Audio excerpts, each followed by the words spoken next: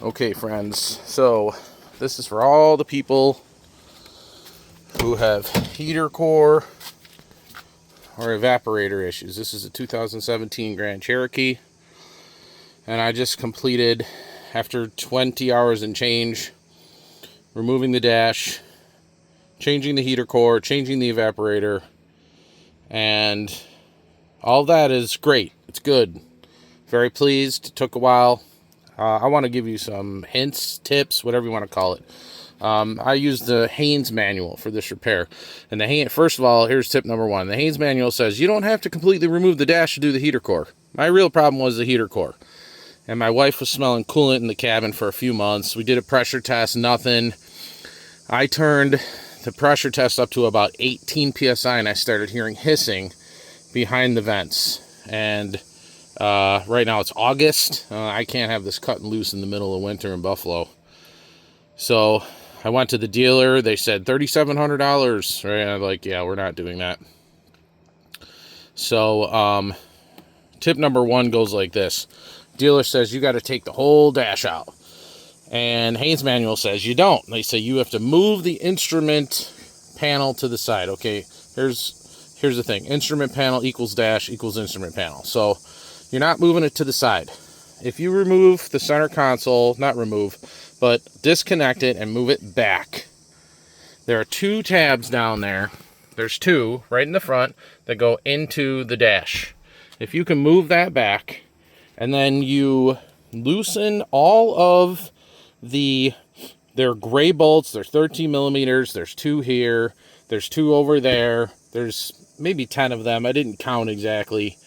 But if you loosen all of those bolts that are retaining the dash, you can actually loosen the dash and pull it rearward, so towards the back of the car. If you look at the heater core, which is, you have access from down there, if you move the dash that way, backwards, you only need like 3 inches to get that heater core out. But the key is this. You have to go in the engine compartment, and you got to disconnect the hoses from the other side. If you disconnect the hoses, those hoses will float free, and then you can move the dash this way, and then the heater core will pull out this way. I can tell you it can be done because I did it.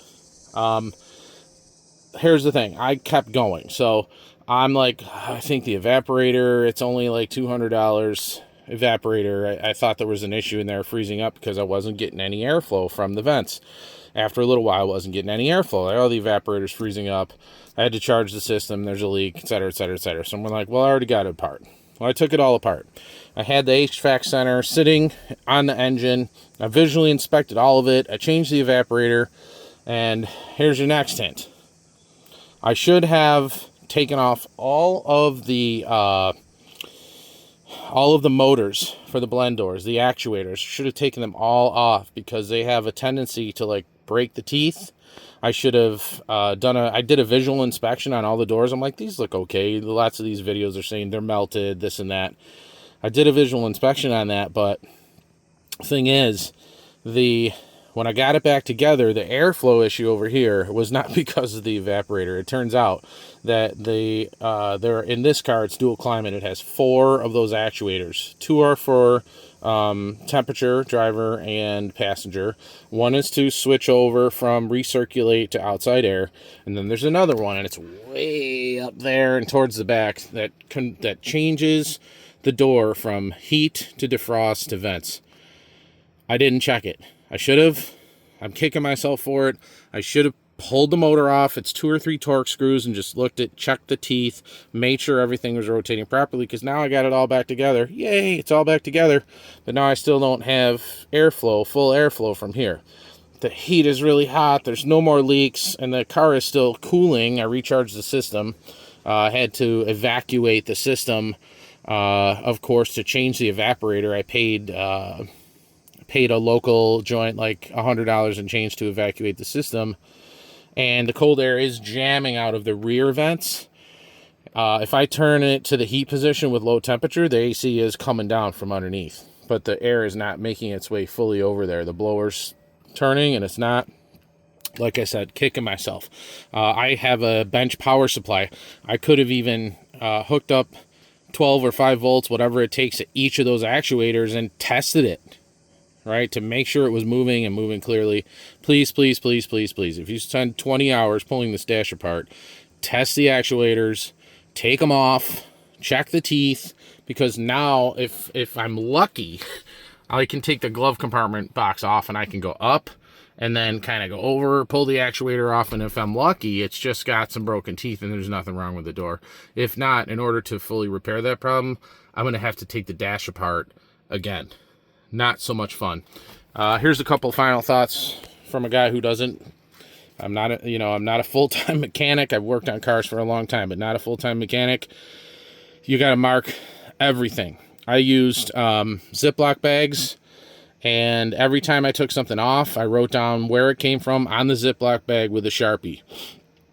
I also used my phone to take notes as to the order that I took things off, the size of the screws, and how many screws, so that I knew exactly what bolts went where, and I took a lot of short videos. So I hope you're not having this problem, but if you are and you're going to tackle this, take your time and, just check that HVAC unit. If you had to replace the whole box, it's like $200.